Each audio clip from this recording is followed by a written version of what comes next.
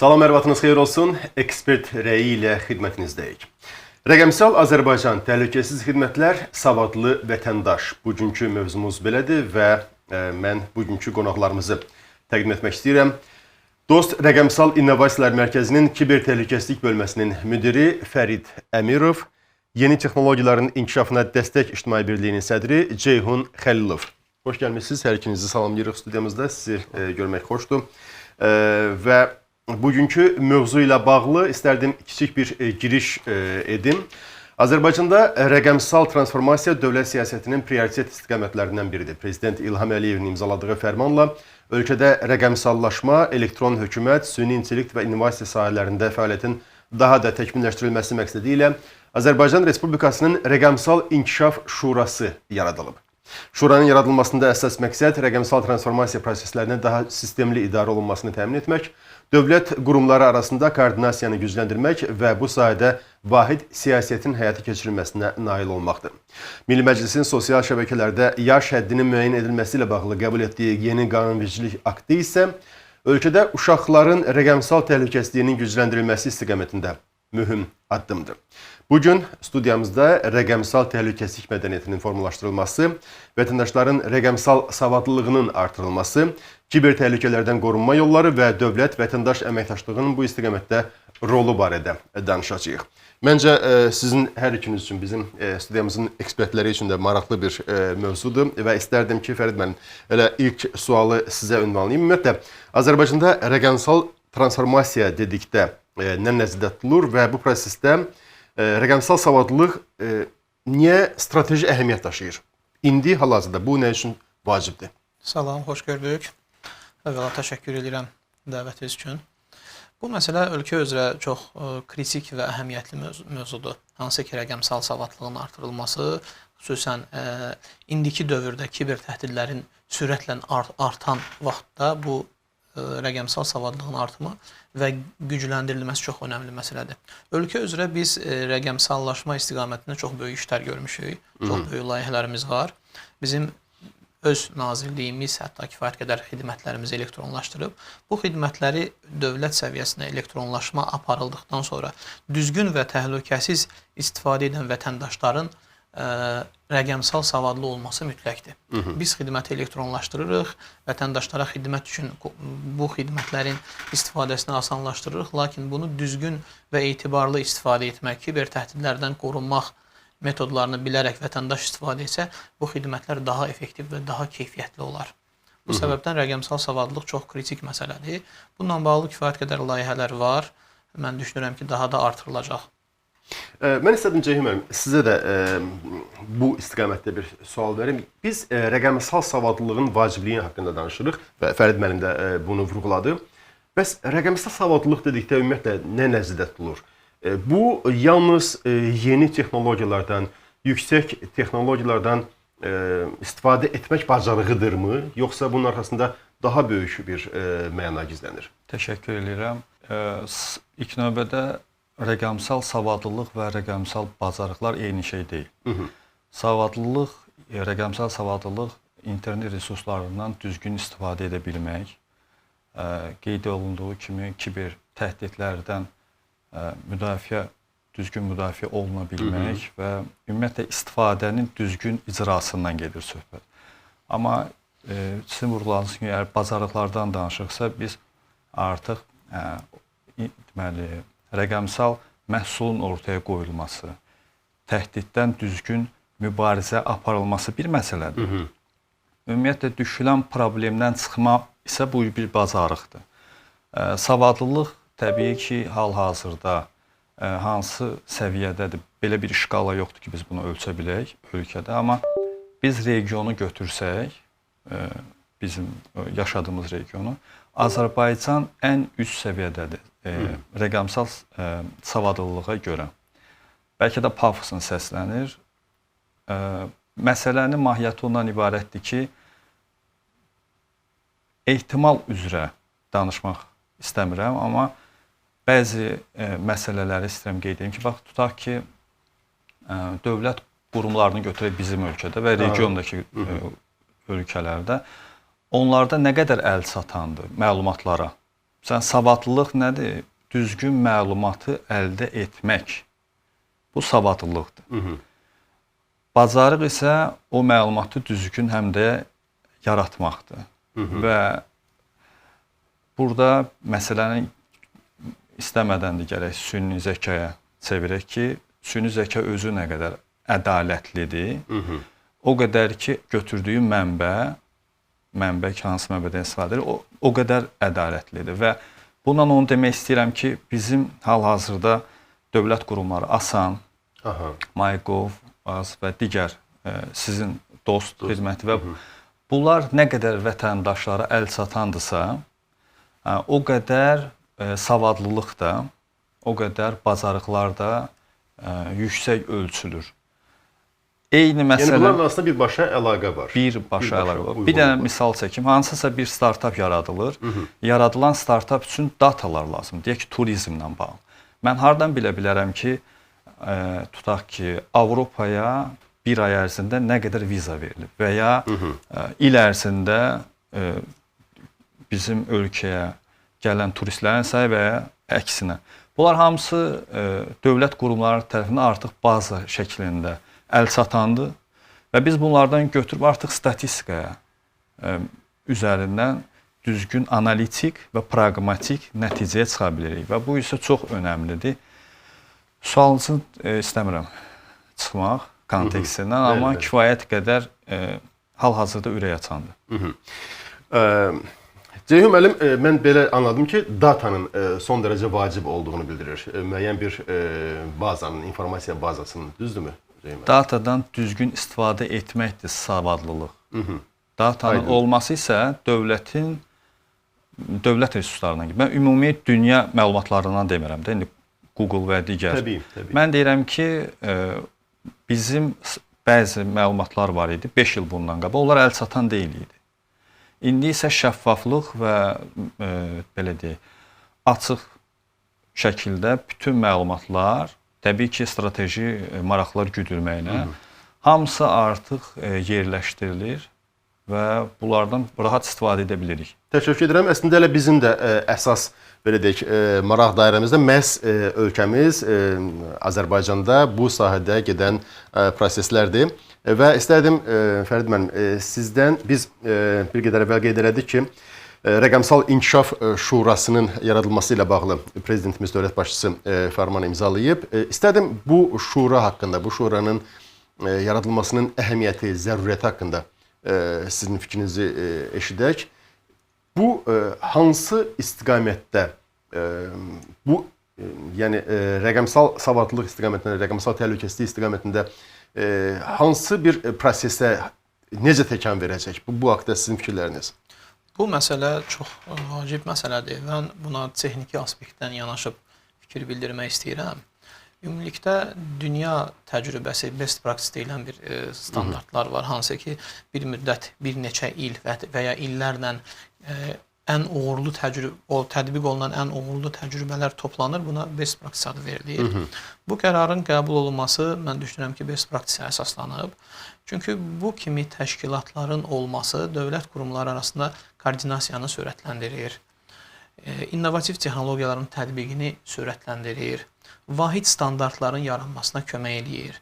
Hər kurum özü üçün müstəqil bir struktur qurub, müstəqil standartlar tətbiq etmir. Çünki IT kiber təhlükəsizlik sahəsi çox genişdir və fərqli təcrübələr tətbiq oluna bilir.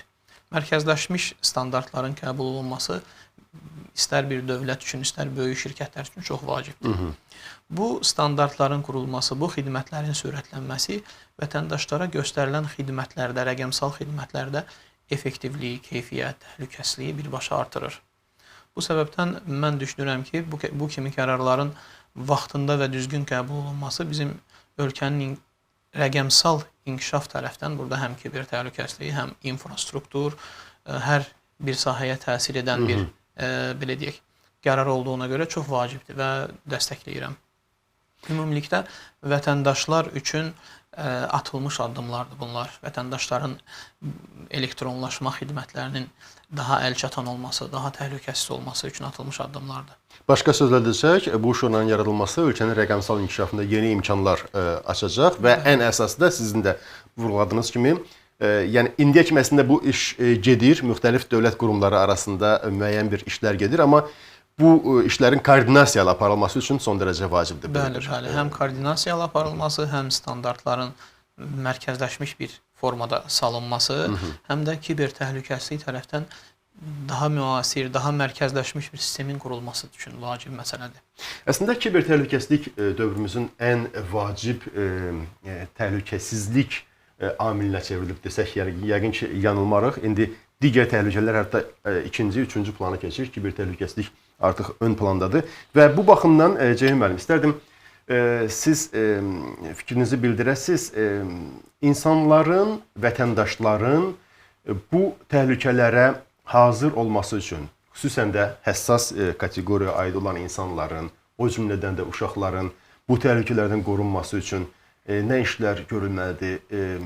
İnsanlar özləri bu məsələyə necə yanaşmalıdırlar? Bu istiqamətdə hazırlılıq səviyyələrini necə artırmalıdırlar? Sizin fikirləriniz? Kiber təhlükəsizlik belə bir anlayışdır. Bu bir institutdur. Yəni bu mutasiya gedir, bu özünü inkişaf edir. Nə qədər də mübarizə aparsa, o daha da mükəmməlləşəcək və xeyirlə şərin mübarizəsi kimi. Uşaqlarla bağlı mən ancaq onu deyə bilərəm ki, bəzi istifadə olunan platformalar ki var Azərbaycanda, adlarını çəkmək olarsa vurğulayaq. Buyurun. Bu TikTokdur və digərləri, hansı ki mən istifadə eləmirəm. Bunlar yaradıldıqları ölkədə qadağan olunublar. Uşaqların istifadəsinə. Və nə yaradılıbsa onun kitsi yaradılıb. Təəssüf ki, Azərbaycana həmişə məhsul gətiriləndə o məhsulun analizi apara biləcək bir orqan yoxdur. Ki, ümumiyyətlə, buraxmaq olar onu gömrükdən, tutaq ki də, rəqəmsal gömrük deyək. Və bu onu göstərir ki, hətta istifadə elədiyimiz məhsullar da var ki, məsələn, adını çəkməyəcəyim bir məhsul var ki, Fransada 2017-ci ildən istehsalına qadağa qoyulubdur. Həmin məhsul Azərbaycanda bir nömrə məhsul sayılır. Eynən də xidmətlər elə. Və bunları niyə bu qaydada bizə məhsul kimi tətbiq edirlər? İlk növbədə bu bir siyasi məsələlərdir, mən onunla qarışmayım. Necə mübarizə apara bilərik? Mübarizə apara bilərik, ilk növbədə valideynlər nəyisə qadağan etməməlidir. Valideynlər ya nəzarət funksiyasını yerinə yetirməlidir. Məsəl üçün, YouTube-da və Google-da bir müddət var idi, sonra o da lokallaşdırıldı. Bəzi məhdudiyyətləri nəzarət etmək mümkündür. Tutaq ki, hansı yaş aralığında, hansı deyək ki, plus 16 və ya plus 14 və o aralıqda hansı verilişlərə baxa bilər və ya verilişlərə baxa bilməz. Bunun özü üçün də maarifləndirmə lazımdır ki, valideynlər bu məsələlərdə məlumatlı olsun. Amma mən bir məsələni sizə vurğulayım. Bir halda ki, biz kiber təhlükəsizlikdən danışırıq. Kiber təhlükəsizlik və siz dediniz bu yaş, həssas yaş qrupu. Burada ən kritik diapazon yaşlı yaş həddindədir. Orta da yox, kiçik də yox, yaşlı yaş həddindədir. Niyə? Çünki bu kiber təhdidlər və kiber cinayətkarlığın tərəfləri, subyektləri, bunlar həm də manipulyatordur. Və onlar yaşlı, məsələn, uşaq yeniliyə meyillidir, maraqlıdır hansısa bir qazanca, maraqlıdır hansısa bir oyuna. Düzdürmü? Bunu bir coinlə aldatmaq olar. Amma yaşlı nəsil isə bunlar strateji düşüncən adamlardır və bunlar nəticəyə bağlı insanlardır və onlar istəyir ki, tutaq ki, pensiyalarındakı kartdakı pul itməsin. Onlar bilir ki, ondan sonra artıq pul gələsi deyil. Və onlara bir kiçik emosional tarazlığını pozmaqla kiçik bir sual göndərmək ki, 30 saniyə ərzində siz təsdiq etməzsəniz, hesabınızdakı pullar silinəcək.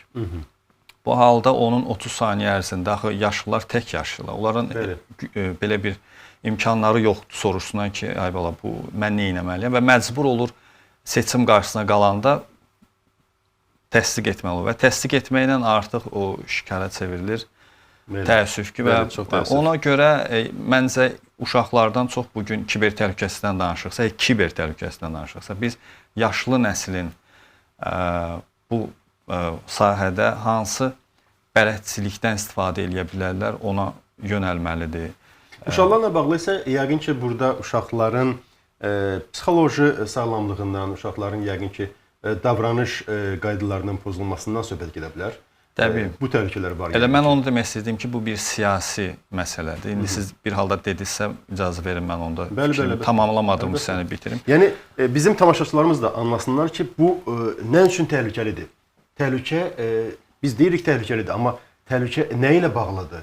Bunu bir izah edək bizim tamaşaçılarımıza. Mən deyim sizə. Deməli, ilk növbədə çox milyonlu ölkələrdə idarəetmə üsullarına görə hər bir dövlət istəyir ki, öz uşaqlarının mental və məntiqi inkişafı digər ölkələrdən daha qabağa geçsin. Və təəssüf hissi ilə bildirirəm ki, yenə də adlarını çəkə bilməyəcəyim ölkələr elə bir platformalar yaradırlar və onları bizə məhsul kimi təqdim edirlər və biz onlardan istifadə etməklə artıq nəzarəti itirmiş oluruq. Həm nəzarəti, həm bununla biz geriləməni əldə etmiş oluruq. Bu, təbii bugünün mövzusu deyil, amma mən yenə də çox xahiş edirəm ki, əgər dövlət qurumlarından bizim bu verilişə baxanlar varsa, bu məsələlərə nəzarət funksionallığını artırsınlar. Onun strategiyası da düşünülsün. Əslində, biz bilirik ki, dövlət qurumlarında bu məsələ kifayət qədər ciddi baxılır, ciddi yanaşılır bu məsələyə və həmçinin də Əmək və Əhalinin Sosial Müdafiəsi Nazirliyində ki, bu işlərlə Dost Rəqəmsal İnnovasiyalar Mərkəzi məşğul olur. Nə üçün vacibdir, Fərid müəllim? Bax, biz həqiqətənmi bu qədər böyükdür, realdır bu təhlükə? Nə üçün buna bu qədər böyük resurs, zəhmət, diqqət ayrılır? Burada məsələ biz Ceyhun müəllim bir neçə məqama yaxşı toxundu. Mən biraz həmin istiqamətdə yenə texniki olaraq fikir bildirəcəm. Kiber təhlükəsizlik və rəqəmsal savadlığı yan-bayan qoysaq, bunlar bir-birini tamamlayır. Biz sistemlərimizi kiber təhlükəsizlik tərəfdən nə qədər güclü, nə qədər müasir, nə qədər son texnologiyalar tətbiq etsək də, ən sonda insan faktoru dayanır. Və bu sistemlərdə ən zəif zəncir insan faktorudur. Kiber təhdidlərin ən effektiv olan hissəsi isə insan faktoru üzərindən olan hissədir. Bu, həm uşaqlar üçün, həm yaşlılar üçün olur, vacibdir. Düzdür, orta yaş məsələsi müəyyən bir rəqəmsal savadlılıq və bacarıqlılıq olduğuna görə daha az təhdidlərə məruz qalır, lakin uşaqları və yaşlıları manipulyasiya etmək çox rahatdır. Və kiber cinayətkarlara İngilis dilində bir deyim var, out of box thinker deyirlər. Yəni, qutudan kənarda düşünən insanlar. Onlar oturub insanları manipulyasiya etməyin qeyri-adi, standart olmayan yollarını axtarırlar. Məsələn, bayaq müəllim qeyd elədi, yaşlı bir vətəndaşa məktub gəlir ki, yarım saat, 15 dəqiqə, 30 saniyə ərzində klik eləməsəz linkə sizin pensiyanız silinəcək və ya pulunuz silinəcək. Bu insan artıq stresə düşür və yanlış addım atır. Burada məsələ tək bir vətəndaş, tək bir qurumdan həll olmur. Burada kütləvi yanaşma olması mütləq şəkildə vacibdir. Çünki bu kiber təhdidlər bütün ölkə üzrə əhatə olunur. Və bu səbəbdən biz qurum olaraq Dost Rəqəmsal İnnovasiyalar Mərkəzi öz imkanlarımız, gücümüz daxilində müxtəlif layihələr həyata keçiririk. Burada həm gənc nəsil üçün, həm yaşlı nəsil üçün rəqəmsal savadlığın artırılması və bu sahədə yeniliklərdən istifadə etmə qaydaları, bacarıqlar, müxtəlif imkanlarımız daxilində tədbirlər, layihələrlə bunları inkişaf etdirməyə çalışırıq. Mən, Fərid müəllim, üzr istəyirəm, bir məsələni də xüsusi vurğulamaq istəyirəm. İstəyərdim buna münasibət bildirəsiniz. Bax, biz deyirik ki, bizim xidmətlərimizin böyük əksəriyyəti 90% elektronlaşdırılıb, rəqəmsallaşdırılıb.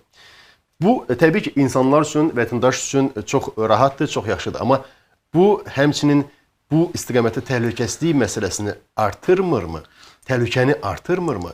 Və bu xidmətlərin rəqəmsallaşdırılması zamanı, elektron xidmətlərin təşkili zamanı hansı əsas amillərə təhlükəsizliklə bağlı, hansı nüanslara xüsusi önəm verilir? Siz bununla bağlı nə işlər görürsünüz? Bəli, bu məsələyə toxunmağınız yaxşı oldu. Biz qurum olaraq hər hansı bir sistemi elektronlaşdırdığımız zaman bunda yenə dünya təcrübəsini istifadə edirik. Dünya təcrübəsi burada kiber təhdidlərdən qorunmaq üçün əsas CA qanunu deyir, əlçatanlıq, bütövlük və təhlükəsizliyin təmini. Və burada ən son texnologiyalar tətbiq olunur. İki tərəfli tərəf doğrulama, çox funksiyalı tərəf doğrulama, buna biz OTP kodlar deyirik. Sonra şifrələnmə alqoritmlərinin ən müasir olanlarını istifadə eləmək, köhnələrinin bağlanması, texnologiyanın imkan verdiyi dünya standartlarına uyğun olan ən son yenilikləri tətbiq edirik. Və yenə dedim, biz sistemi nə qədər möhkəm, əlçatan və etibarlı qursaq, yenə də insan faktoru zəif tərəf olaraq qalır. Və bunun da təkmilləşdirilməsi üçün öz imkanlarımız qədər layihələrlə çalışırıq ki, savadlığı artıraq. Təşəkkür edirəm cavaba görə və Ceyhun müəllim, istərdim ki, günümüzün bir reallığı da sosial şəbəkələrdir və sosial şəbəkələrdən siz təbii ki, uşaqların bu istiqamətdə uşaqları gözləyən təhlükələr haqqında müəyyən bir fikirlərinizi bildirdiniz. Amma istərdim ki, ümumiyyətlə sosial şəbəkədən aktiv istifadə edən insanlara da sizin ola bilər hansı tövsiyələriniz var bu istiqamətdə? Bizi sosial şəbəkələrdə ki, günümüzün reallığıdır və insanların böyük əksəriyyəti elə gününün böyük əksəriyyətini də elə sosial şəbəkələrdə keçirirlər. Orada hansı təhlükələr gözləyir bizi və bundan necə qoruna bilərik? Sosial şəbəkədə platformalardan istifadə, əgər biz Instagramdan və digərlərindən istifadədən danışıqsa, bu psixoloji bir durumdur. Adını qoya bilməyəcəyim psixoloji bir durumdur və artıq bu bir asılılıqdır. Təəssüf ki, uşaqlarımızı da bu formada pessimist danışmaq istəmirəm, amma çox çətin. Nə varsa onu deyirik, təbii ki. Biz necə qoruna bilərik? Mən qətiyyən tövsiyə və ya məsləhət formasında demirəm. Niyə? Çünki mən bilirəm ki, şərhlərdə yazacaqlar ki, bilirsiniz də, hər şeyin bir qədri. Mən çalışıram o aralığı gözləyim və bildirim ki, xahiş edirəm vətəndaşlardan, əgər siz hansısa bir turistik obyektə gedirsinizsə, hava limanından pasportunuzun şəklini biletlə birlikdə çəkib paylaşmayın. Bəli. Sonra kartınızın şəklini çəkib paylaşmayın. Və bu kimi mən vergül qoyub bir artıq misallar çəkə bilərəm ki, əvvəllər gizlilik bir prioritet idi və bir üstünlük təşkil edir. İndi isə insanlar öz həyat tərzini, yaşam tərzini və sosiallaşması etik sayılmayan bütün davranışları sosial şəbəkədə paylaşırlar. Bu özü elə təhdidin bir nömrəli mənbəyidir.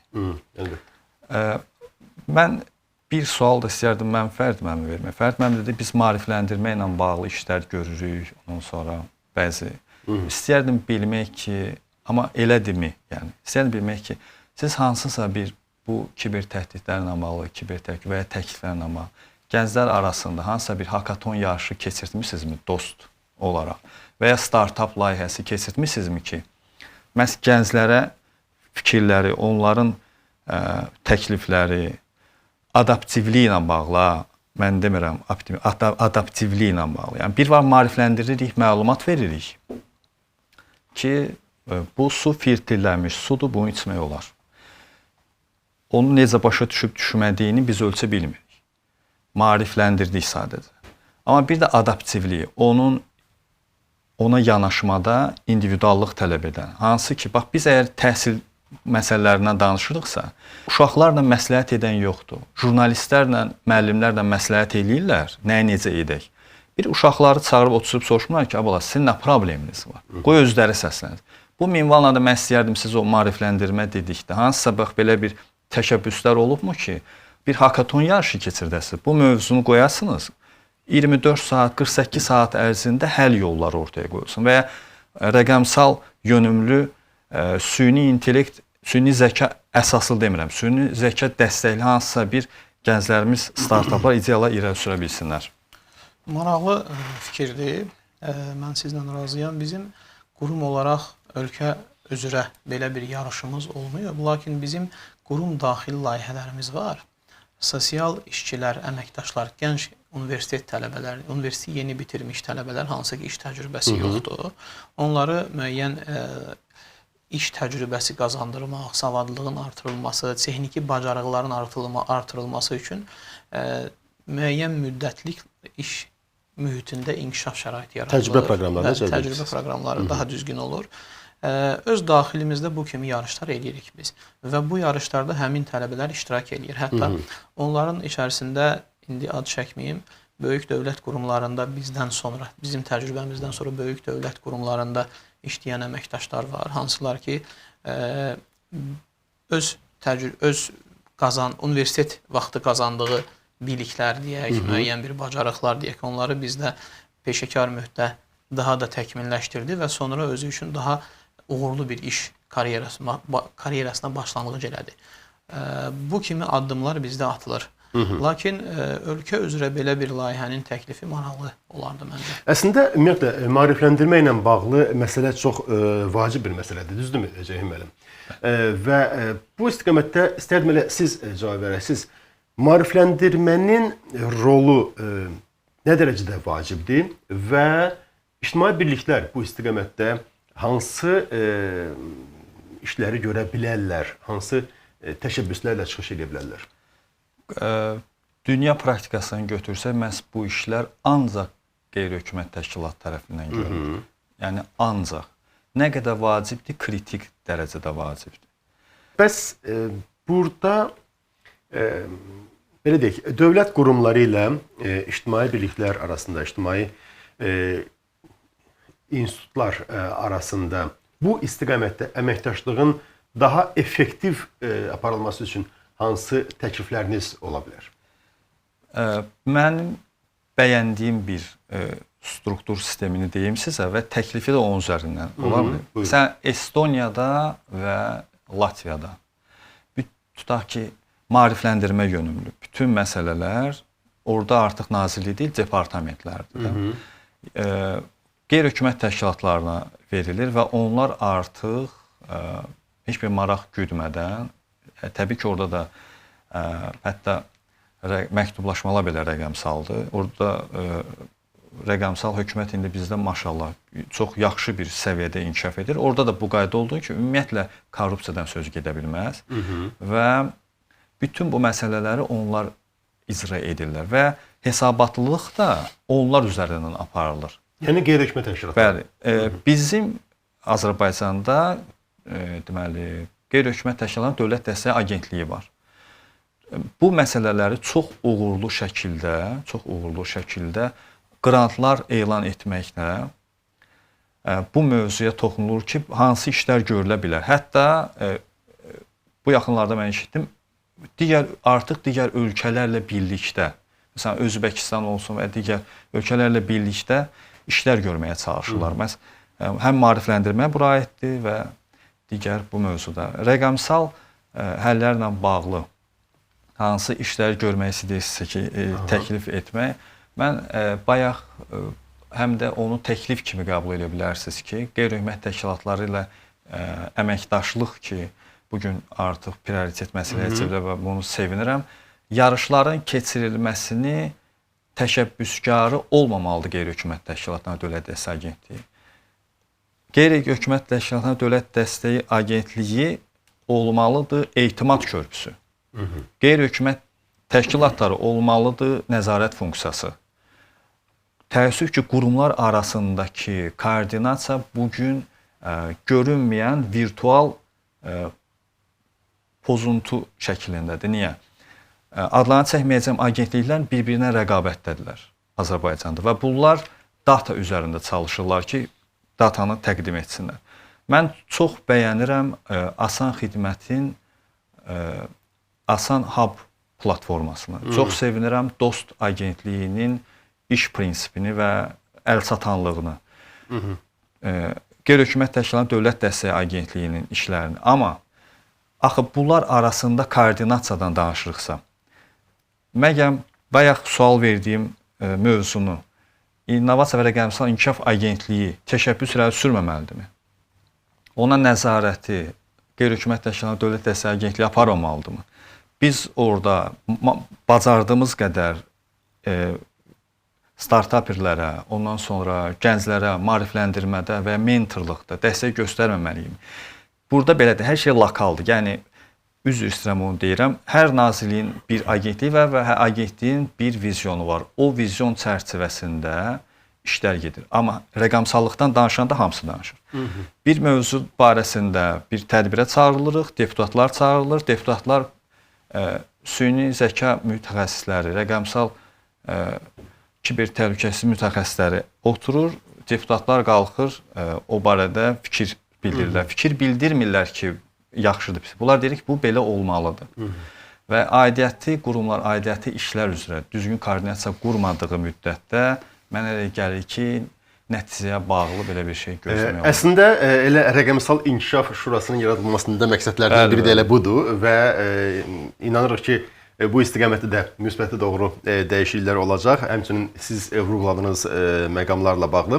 Və vaxtımıza az qalıb, amma istərdim ki, siz Fərid müəllim, yaxın gələcəkdə, yaxın perspektivdə bu istiqamətdə Dost Rəqəmsal İnnovasiyalar Mərkəzinin planları haqqında təbii ki, tam detalları açıqlamaq yəqin ki olmaz, amma əsas istiqamətlər barədə nələr düşünürsünüz, nələri planlaşdırırsınız?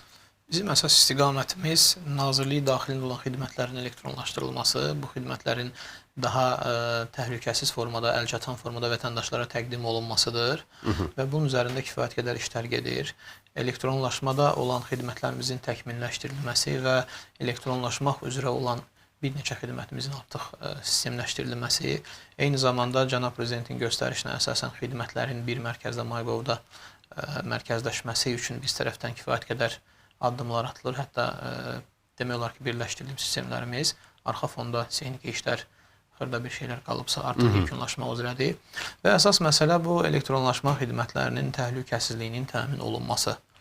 Bunun üzərində bizim gələcək planlarımız var. Beynəlxalq təcrübələri çalışırıq, özümüzdə daşıyaq və tətbiq eləyək. Bunu həm effektiv, həm də keyfiyyətli şəkildə eləməyə çalışırıq. Son texnologiyaları öyrənirik. Dünya üzrə nə dəyişikliklər bu sahələrdə baş verir. Biz özümüzü, bu sistemləri özümüzə necə inteqrasiya edə bilərik. Vətəndaşlar üçün həm təhlükəsiz, həm əlçatan, həm də keyfiyyətli xidməti necə göstərə bilərik, onun üstündə çalışırıq. Bu sahədə bizim əsas, belə deyək, texniki tərəfdən inkişaf etməyimiz üçün həm özümüzü, mütəxəssislərimizi təkmilləşdirməyə, savadlığını artırmağa çalışırıq. Hərə öz sahəsində peşəkarlığını artırmağa çalışır. Qurum olaraq da buna dəstək verir. Əlavə olaraq gənc mütəxəssislərdən, müəllimin bayaq dediyi məsələ, bizə qurum olaraq cəlb edə biləcəyimiz savadlı kadrları cəlb edirik. Daha da təkmilləşdirib, belə deyək, öz dövlətimizin gələcəyi üçün yetişdirməyə çalışırıq. Təşəkkür edirəm və Cəmil müəllim, istərdim siz də biz belə deyək, təhdidlər, təhlükələr haqqında çox danışdıq. İstərdim ki, bu rəqəmsal istiqamətdə inkişafın, ölkəmizin inkişafının perspektivləri haqqında da danışaq. Yəni, bu istiqamətdə inkişaf bizə dividendlər olaraq nə verəcək? Ola bilər ki, iqtisadi baxımdan, ola bilər ki, vətəndaşların rifahı baxımdan bu bizə nə verə bilər? Bu haqda fikrinizi öyrənək. Dividendlər deyəndə, belə deyək də, innovasiyanın, əgər inkişafın dili süni zəkadırsa bundan sonra, rəqəmsal portal, rəqəmsal hökumətin qurulması bunun alətidir. Və gələcək ancaq bu istiqamətdə ola bilər. Əgər icazə versəz, biz nə etməliyik 5 il üçün yox, mən sizə 50 il üçün deyim, nə etsək yaxşı olar, əgər icazə varsa. Bəli, buyurun, əlbəttə. Bu bizim bir kiçik, mən daxil bir problemimiz var. Biz həmişə nə isə izləyirik. Rəqəmsallıq gəlib, biz rəqəmsallığı istəyirik. Süni zəka gəlib, süni zəkanı istəyirik. biraz praqmatik olub qabağı hesablamalıyıq və bu artıq süni zəka deyil, bu emosional zəkadır. Bir müddət sonra süni zəka özü lokallaşdırılacaq ki, artıq mənbə tələb olunur, etik çərçivədə artıq. Demək olar ki, mən süni zəka deyəndə tək rəqəmsal demirəm, robotların və digər inkişafı. Qərar vermədə isə çox təəssüf ki, biz yenə də süni zəkadan baxırıq ki, hansı ölkələr, məsələn, Seulun qəbul elədiyi AI Basic Act. Baxırıq, o qaydada istəyirik ki, nəyisə eləyə bilək. Niyə biz yerli mütəxəssislərdən və lazımı imkanlardan, hansı ki bizim var buna istifadə edəməyib, öz standartlarımızı yaratmırıq. Niyə? Qərar vermədə nə süni zəka, nə emosional zəka rəqəmsallıqda bizi sabaha apara bilməz. Bu olmalıdır rasional zəka, hibrid qərar vermə. Bugün niyə oturub onun strategiyası qurulmur? Rəqəmsal, belə deyək, platformanın yaranması və bu mövzuda görülən işlər əhsən və mən buna sevinirəm. Məndən çox sevinən yoxdur. Amma bugün 50 il qabağın hesabını götürürsə, optik xətlərin çəkilməsi lazım deyil. Burada orbit diplomatiyası qurulmalıdır. İndidən oturub orbit diplomatiyası qurulmalıdır ki, məhz rəqəmsallaşma da artıq peyklər vasitəsilə aparılacaq. Niyə biz bugün o günün hesabını götürüb başlamayaq? Niyə biz hansısa bir ölkənin hansısa bir uğrunun ardınca gedək və ya o texnologiyanı bura gətirək? Mən ictimai şura, bu rəqəmsal şurada məni sevindirən tərəf, ən sonda eşitdiyim bir məsələ məni çox sevindir. Son dövrlər sevindiyim 2 fərman olubdur. Bunu etiraf edirəm. 2025-ci ildə mart ayının 19-da cənab prezidentin qəbul elədiyi süni intellekt, o sözün Azərbaycan qarşılığı var deyə mən süni zəka deyirəm. Süni zəka strategiyasıdır. Mükəmməl şəkildə kiber təhlükəsizlik və etik çərçivənin dəqiq şəkildə göstərilməsi, işləmə mexanizmi birlikdə. Və ikinci sevindiyim bu qərardır ki, hansı ki bu 29 səhv etmirəmsə iyulda rəqəmsal fevralda belə bir fərman var. Mehriban xanımın keçdiyi rəqəmsal bəli, rəqəmsal İnkişaf Şurasının ilk iclası oldu. Bax, o ilk iclasda müəllim də təsdiq eləyib, belə bir şey vurğulandı. Bu sahədə startapların inkişafı üçün şəraitlərin yaradılması. Bu bəs edir. Əgər buna riayət olunsa, biz çox yaxşı nəticələr əldə edəcəyik, əgər riayət olunsa. İnanırıq ki, edəcəyik. Çünki bu istiqamətdə əsas odur ki, dövlətimizdə müəyyən bir strateji baxış var, gələcəyə baxış var və bir iradə var. İnanırıq ki, siz danışdığınız bu məsələlərdə də mütləq biz inkişafa nail olacağıq. Çox sağ olun, hər ikinizə təşəkkür edirik ki, bizə vaxt ayırdınız və öz dəyərli fikirlərinizi bildirdiniz. Mən bugünkü qonaqlarımızı bir daha təqdim etmək istəyirəm. Dost Rəqəmsal İnnovasiyalar Mərkəzinin Kiber Təhlükəsizlik Bölməsinin müdiri Fərid Əmirov və Yeni Texnologiyaların İnkişafına Dəstək İctimai Birliyinin sədri Ceyhun Xəlilov bizim suallarımızı cavablandırdılar. Və müzakirəmiz isə burada yekunlaşır. Sağ olun, sağlıqla qalın.